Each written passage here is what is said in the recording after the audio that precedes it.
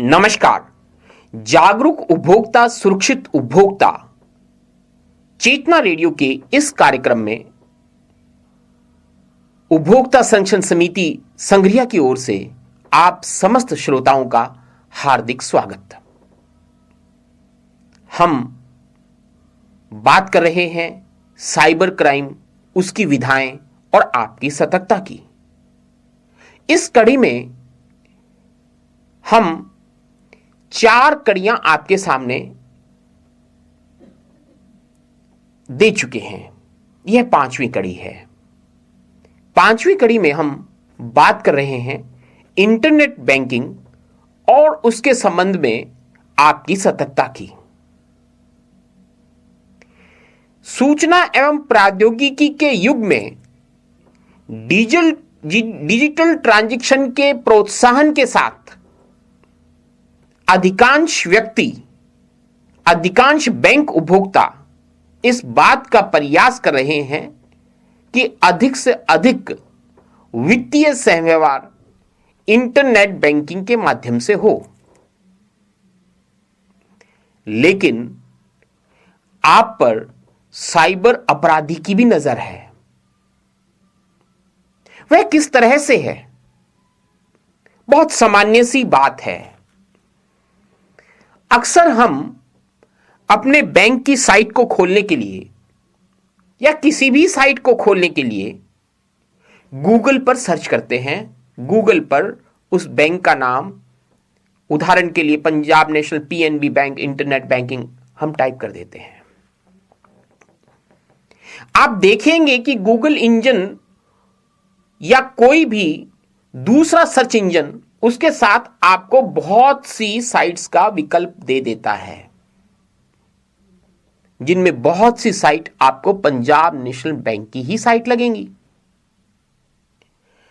जब आप उस साइट पर क्लिक करोगे, यदि आपने असावधानी से या अज्ञानता से पंजाब नेशनल बैंक की या अन्य किसी बैंक की, मैंने उदाहरण के लिए पंजाब नेशनल बैंक का नाम लिया है, सही साइट पर क्लिक कर उसे खोलने की बजाय उससे मिलती जुलती या भ्रामक साइट को खोल लेते हैं और उसमें अपने बैंक की इंफॉर्मेशन फीड कर देते हैं उसे लॉगिन करने के लिए, तो साइबर अपराधी आपके बैंक से संबंधित डाटा को चुरा लेता है।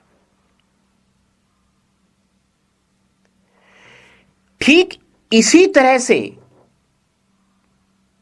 बहुत सी बार आप इंटरनेट बैंकिंग का उपयोग करते हुए, उपयोग करने के बाद अपने खाते को लॉग आउट करना भूल जाते हैं। जैसे ठीक उसी तरह से जैसे आप अपने ईमेल को उपयोग में लाने के बाद अक्सर उसे लॉग आउट करना भूल जाते हैं, और जब कोई आपका वह कंप्यूटर, लैपटॉप कोई दूसरा व्यक्ति उपयोग करता है, तो आसानी से आपके ईमेल को, आपके उन यूजर एंड पासवर्ड से संबंधित बैंक खाता या अन्य को खोल सकता है और आपकी गुप्त वित्तीय सहव्यवहार की जानकारियों, बैंकिंग जानकारियों को प्राप्त कर सकता है। इसके लिए हमें क्या करना चाहिए? यह ठीक अलग विषय है जिस पर हम अलग से बातचीत करेंगे कि आप ओरिजिनल वेबसाइट को कैसे पहचानें। लेकिन एक सामान्य प्रक्रिया में यह महत्वपूर्ण है कि आप किसी भी सर्च इंजन के माध्यम से अपने बैंक की साइट को खोलने की बजाय साइट के टंकन के स्थान पर, उसे लिखे जाने के स्थान पर अपने बैंक या बैंक के अलावा भी किसी भी साइट को खोलना चाहते हैं, उसका पूरा पता खुद टाइप कर दें। इससे उसके मिलती जुलती भ्रामक या नकली साइट के आने की संभावना लगभग समाप्त हो जाती है। दूसरा, अपने वित्तीय सहव्यवहार या बैंकिंग ट्रांजैक्शन या ईमेल से संबंधित जो यूजर और पासवर्ड नंबर हैं, उन्हें गुप्त रखें। पासवर्ड को जटिल बनाएं, समय समय पर बदलते रहें और किसी भी ईमेल या किसी भी वित्तीय ट्रांजैक्शन की साइट को खोलने के बाद, कार्य समाप्त होने के बाद उसे लॉग आउट करना न भूलें। इसके अलावा एक बहुत महत्वपूर्ण बात है, वह यह है कि आप इन कार्यों के लिए अपने व्यक्तिगत कंप्यूटर या व्यक्तिगत लैपटॉप का ही उपयोग करें। इसीलिए सामान्य भाषा में हम उसे पीसी कहते हैं, पर्सनल कंप्यूटर। यदि आप अपने वित्तीय ट्रांजैक्शन या अपने ईमेल्स किसी दूसरे या सार्वजनिक कंप्यूटर या लैपटॉप पर उपयोग करते हैं, तो उसके हार्ड डिस्क में आपकी जो जानकारियां हैं वो संचित रह सकती हैं, और यदि आप वहां लॉग आउट करना भूल गए तो यह आपके लिए घातक सिद्ध हो सकता है।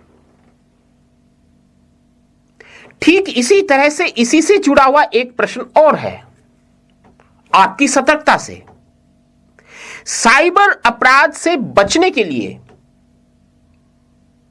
आप अपने ही इंटरनेट का उपयोग करें, किसी सार्वजनिक या किसी अन्य व्यक्ति के इंटरनेट का उपयोग नहीं करें।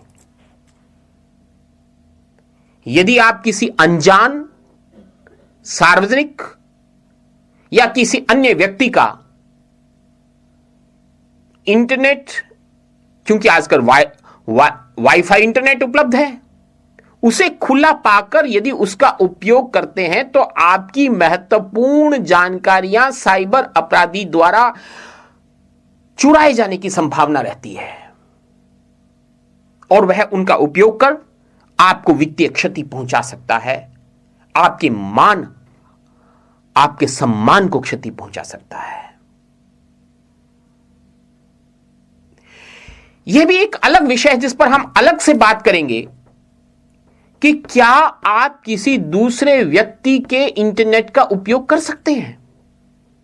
लेकिन आज के विषय से संबंधित केवल सतर्कता का प्रश्न है, और वह वित्तीय लेन देन, इंटरनेट बैंकिंग से संबंधित है। इसलिए यह आवश्यक है, आपको सतर्क रहने के लिए यह सलाह दी जाती है कि आप अपने व्यक्तिगत इंटरनेट डाटा का ही उपयोग करें, सार्वजनिक या किसी अनजान व्यक्ति के इंटरनेट डाटा का उपयोग नहीं करें।